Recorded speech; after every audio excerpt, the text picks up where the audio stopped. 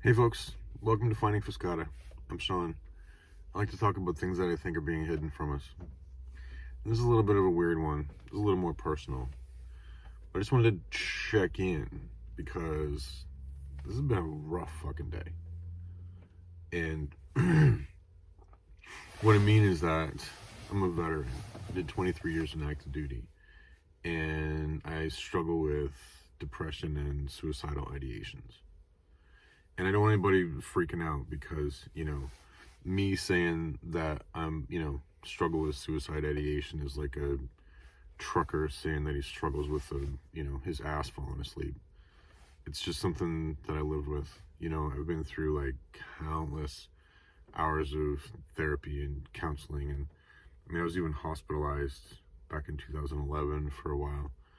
So the thing is, I have all the tools. I know what to do. I know who to call. I know what to avoid, because one of the things I came across during my journey is the idea that once you have reached that level, where you actually want to end it all, and you're just kind of like at that point, it's almost like I've heard some therapists compare it to diabetes, right?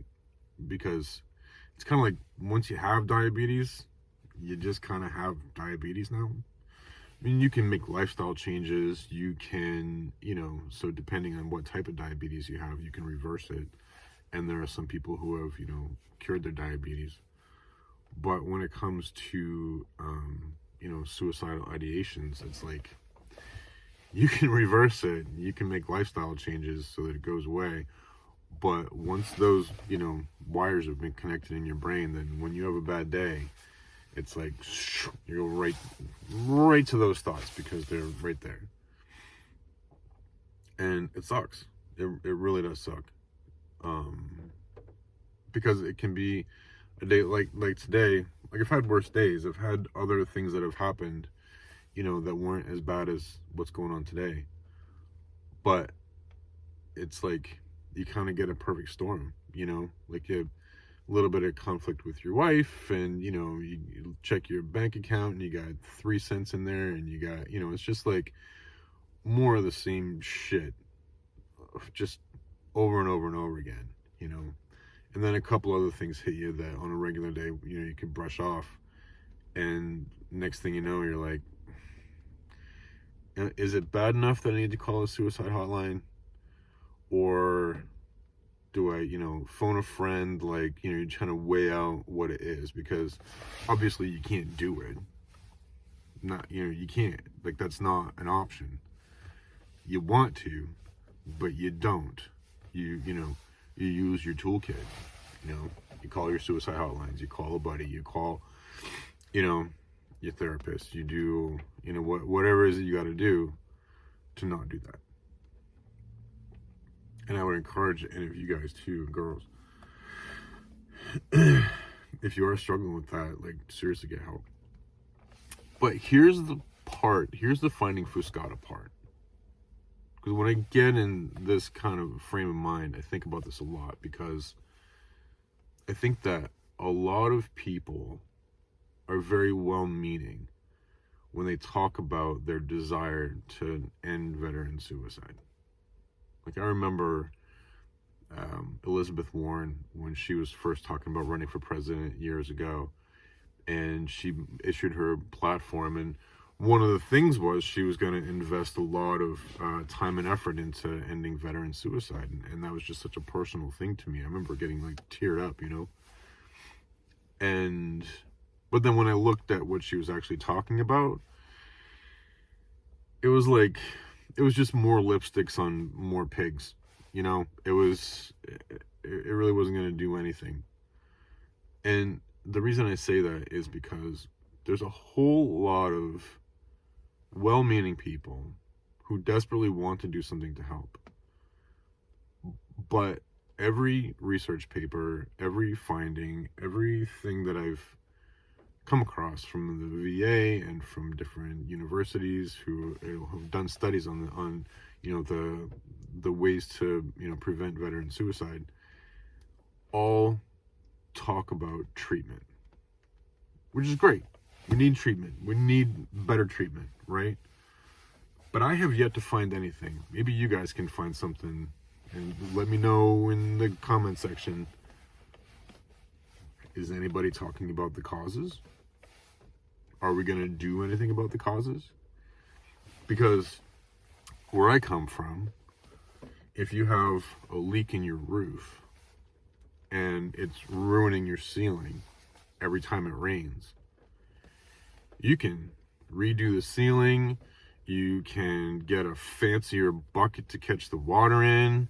You can redo your floors. You can do all kinds of amazing things. You can take that room and just deck it the fuck out and get like a huge big screen TV on it and get beautiful furniture and get like super advanced, amazing paint on the ceiling and just make it the fucking smokingest room ever. But the next time it rains, it's still gonna leak. And that's what I mean by saying you're just putting more lipsticks on more pigs. You're just getting fancier buckets to catch the fucking water in, right? If you don't deal with the causes of veteran suicide. Now I have a few theories. I can only speak to my own journey. But I think it has something to do with the fact that most of the people who join the military, who enlist in the military, I would say 80%, maybe. Somebody check my numbers on that, but just the swag. 80% of the people come from broken families. They come from challenging economic circumstances. They come from areas of the country where there aren't a lot of opportunities. They have strained relationships with their fathers in particular, but also often with their mothers. And these are commonalities. Like, I remember when I had, I give briefings to different airmen, and I would just kind of informally ask them all, like, hey, guys, raise your hand, not externally, but internally, raise your hand if these sorts of life circumstances led you to go down to the recruiter's office and think about joining the military. And it was all those things: strained relationship with your parents, strained relationship with your extended family, limited economic potential growth in your area, religious conviction, a sense of patriotism. Like, all those sorts of things kind of go together. And when you have all those factors that are influencing somebody's decision to join the military, then you're going to come across a certain personality type too, And another thing that came up a lot was people who felt something like the sheepdog principle, but within themselves. Like, I met I don't know how many Marines and soldiers. I had never met a lot of sailors or guardsmen, but and airmen also, who just felt like they had this thing inside them. They had this warrior thing inside them. And it honestly scared them a little bit. But they knew that they needed to find some way to discipline it and bring it under control. And that's the whole entire sheepdog mentality that you have to adopt, which, if you want, I can do another video about sheepdog mentality. But I feel like somewhere in that data is the underlying cause of veteran suicide. And another thing that I've found is that, and you can ask most any veteran this question, and maybe not a lot of them have thought about this, but if they think about it for a second, they'll be like, yeah, that's totally how it goes. But one thing that veterans get good at is understanding the sort of scope and phases of life. Because think about this. One thing that we do is when we start by going to basic training, whatever form that takes. And then we go to school. And then we go to our first duty station. And then we go to another duty station. And then maybe you get out. Or, maybe you go and make a whole career out of it. But each one of those phases is sort of a microcosm of an entire life. And then if you extend that out over your entire military career, that becomes sort of a macrocosm, a macro microcosm of life. And what I mean is that you initially show up, you don't really have a clue what's going on. You make some friends, you establish yourself within the leadership hierarchy. You learn some new skills and you become very, very proficient at them. And then eventually you get to a point where you've become so proficient at those skills that you're kind of like, I don't really want to do it anymore. There's some new people coming in, so I'm going to teach them how to become proficient at those skills. And then before you know it, it's time to go. But then the whole time you're in there, you're so like vested in whatever it is. Like it's 6 weeks for boot camp, or it's, 3 years at your new duty station, or whatever the thing is. You're so vested in it, it becomes so important. You think it's just the most important thing that you're doing. But then when you check back with somebody later, like if you meet somebody, like I went through the 322nd basic training squadron back in 1994. And I got out of there, and it was probably like 2 or 3 months later, I met somebody else who'd gone through the 322nd basic training squadron.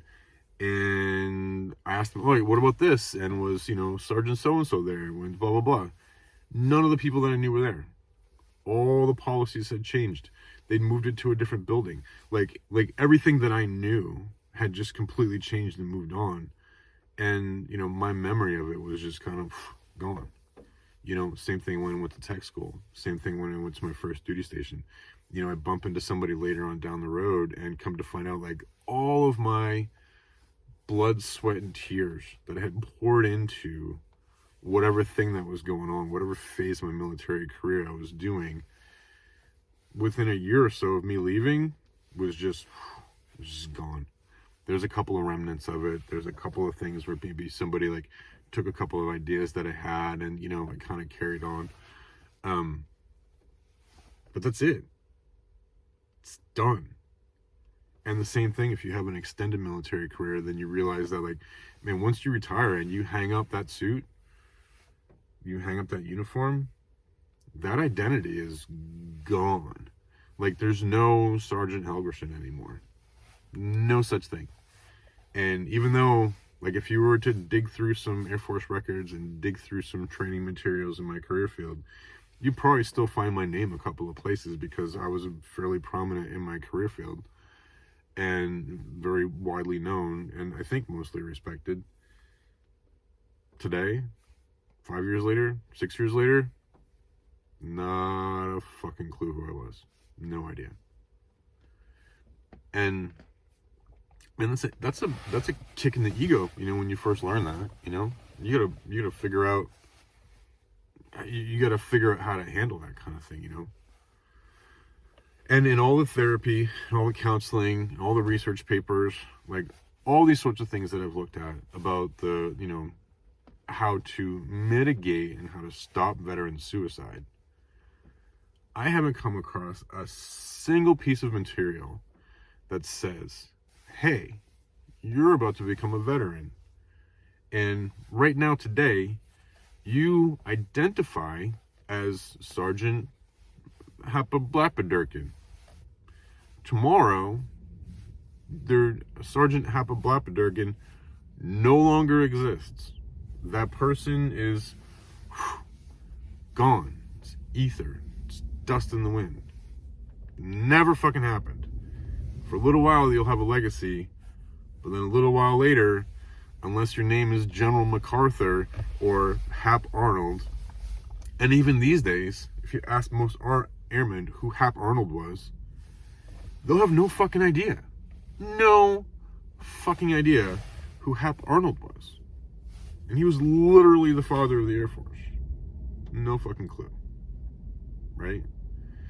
So if you've got like ego wrapped around like what you do and your rank and your stripes and your medals and your blah blah blah and all that kind of stuff, but these fuckers don't even remember fucking Hap Arnold. Who the fuck are you? Right? And there's no paper. There's nobody out there who's researching this and saying, oh, this is how, okay, we need to deal with that. Oof, that's a big problem. These veterans are suffering like massive ego death, and, they're losing a whole part of their identity, and like nobody's talking about that. Nobody's researching that. How do we come up with a therapy, system that can identify that and walk these people through this process? Because that seems like it would be like number one fucking thing to do when you get to TAPS. If you don't know what TAPS is, look it up. TAPS. All of my veterans know what TAPS is. Plus, all those other factors that I talked about earlier that lead somebody to join the military. Because it's not only like your identity. It's not only that like Sergeant Helgerson was gone. It was that when I was Sergeant Helgerson, I came from a place where I had economic challenges. I had a strained relationship with my immediate and extended family. And all the airmen that I worked with, all the NCOs that I worked with, all the officers that I worked with, those people became my extended mom and dad and aunts and uncles and grandparents. Like, I love Hap Arnold because he's like my great grandpa. Like, that's how I feel about him, because of the work that he did to set up the Air Force, to set up an institution that I've come to like love. And it's been a huge part of my adult life and my career, and I still deeply value like the core values that the Air Force instilled in me. And I still have that, right? But then when you go away from it, you lose all your brothers and sisters and cousins and nieces and nephews and all those people that were part of your extended family. You still can stay in touch with some of them. I got a couple folks that are still on active duty that I call once in a while, but they're all kind of retiring out pretty soon. I've got some buddies that I deployed with. Touch base with them once in a while, make sure they're doing okay. They'll touch base with me. And these guys, and it is all guys, they know that if they were ever facing something like shit was going down, that I would move heaven and earth to do whatever I could, to be there for them. And I know that they would reciprocate that. But that doesn't help you on like a day-to-day basis when you get in a fight with your wife, or you still can't figure out your finance bullshit, or you get a letter from the IRS saying that like, oh, by the way, you didn't pay enough taxes and you owe more, or your new boss is being a dick, or like whatever the thing is, or you find out that like all the values that you had when you were in the military of like, service and integrity and teamwork and, mission accomplishment and having a vision and all those other sorts of things are just not at all fucking valued, even a tiny shred of a bit, in the civilian sector. Nobody gives a flying fuck about your integrity. I mean, they do if it serves them. It sounds good. But really, teamwork? Fuck that. I want you to be a team member, but I don't want you watching anybody else's back. I don't want you looking out, catching anybody else's six. Do your job. Sit down. Stay in your lane. That's it. Keep your head down and collar. And I just want you to be this cog in this machine and do it exactly the way that I tell you to do it, or else you can be replaced. That's not a thing that happens in the military. Maybe in some places, but that was never my experience. My experience was always, hey, we're a team. Like, I'm the most experienced person right now, but that doesn't mean I'm the best. Doesn't mean I'm the most talented. It just knows I know how this bureaucracy works. I know how this shit's going to go down. And I know who is the best. And I know how to, interlace people's skill sets to make sure that the mission gets done. Because the mission is the thing that matters. Is there an organization anywhere in the civilian sector where that's the case? Because the things that I've seen is that people are just like covetous of their position. They just want to stay right there and like, I'm going to do my job and my job and my job, and that's it. And I'm just going to be like as good as I can, get away with to do my job. It's fucking infuriating.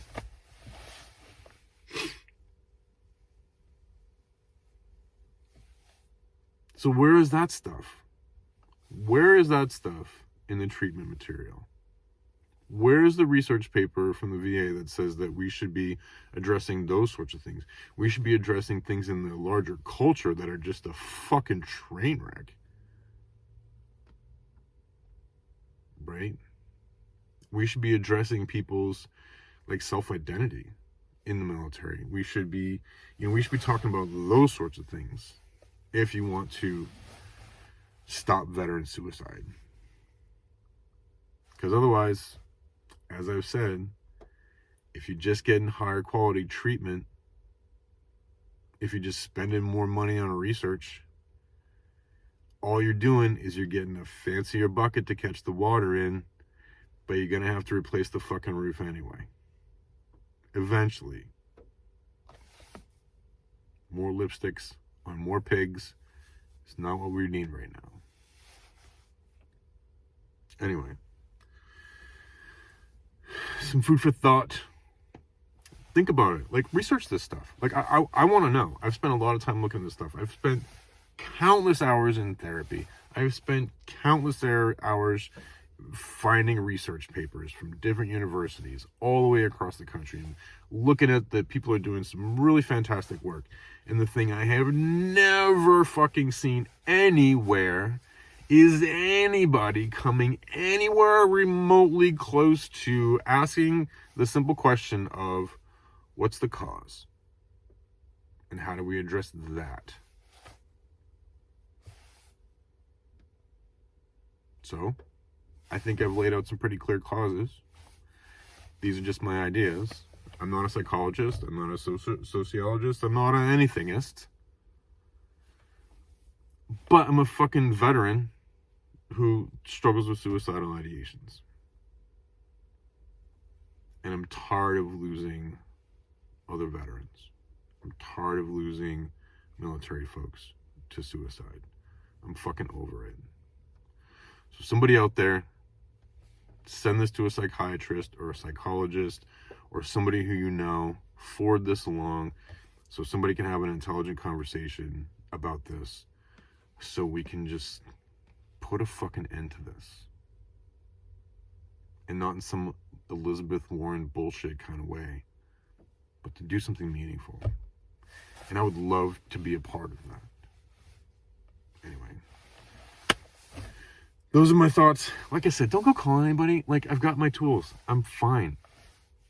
Me struggling with depression and suicidal ideations is like, I don't know, Joe Biden complaining that he can't walk in a straight line. I don't know. Or Ben Shapiro complaining that he forgot to not be a dick today. Come on. Some people are just like, there's just certain things that you live with, and you just don't fucking do it. And it's fine. Anyway, if you're interested, I'd be willing to tell, like, my story too. Give some thoughts and ideas. I hope this is helpful. Hope this finds you well. If you do need help, reach out. Don't be afraid. There's no shame in it. I've called suicide hotlines many times in my life because that's one of the tools that I picked up. And when you're in a frame of mind like that, it's better to call somebody up, swallow your fucking pride, to get on the phone, have somebody talk you down, and it's better. And if you don't believe me, let me leave you with this thought. One thing that I've learned, 100% of it, and this is 100% of the time in my personal experience, this happens every fucking time.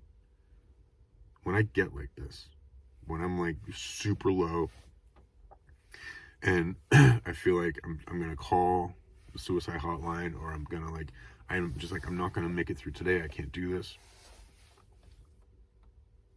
Every time I get like that, within 3 days, between 3 days and a week, some just amazing thing happens in my life. Like, I'll have a massive breakthrough in my relationship with Kel. I'll have some other good news. I'll get a promotion. I'll get, like, something else will happen, you know? So what I've learned to do, and maybe you can adopt this in your own life if you're feeling like this, is I realize that when I'm on this low, like, the next high is going to be a little bit higher than the previous high. So my trajectory is always up. I come down low. It may come down, like, really, really low. But then I come back up and I'm a little bit higher than I was before. Even if it's only just the 1%. Like, I'll take a 1% improvement, right? I'll take it. But that's another thing that always keeps me moving forward. And that's another tool that I have in my toolkit. If I get like this and I feel like this and I feel like I can't do it, I'll call somebody, I'll do something, I'll go for a walk, I'll clear my head. You know, like, whatever it is that takes to get me through that low spot. But then I also remember, I just keep telling myself over and over and over again, that every time you come through one of these low spots, the next peak is a little bit higher than the last peak. Even if it's just 1%, even if it's just 1/10 of 1%, the next peak is going to be just a little bit higher than the last peak. Because I'm always improving. I'm always getting better. I'm always doing better.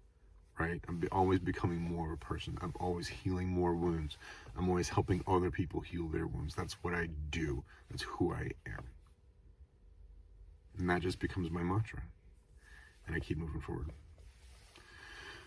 Hopefully that helps. Love you much. Hope you're doing well.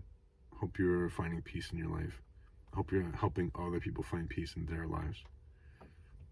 And let me know in the comments. Let me know what you think. And never, ever, ever be afraid to reach out for help. Okay? And I think that's it. Yeah. See me soon. Happy Thursday. If it's Thursday for you. Happy whatever day the thing is for you. Have a good one. All right. All right, I'm out. Bye.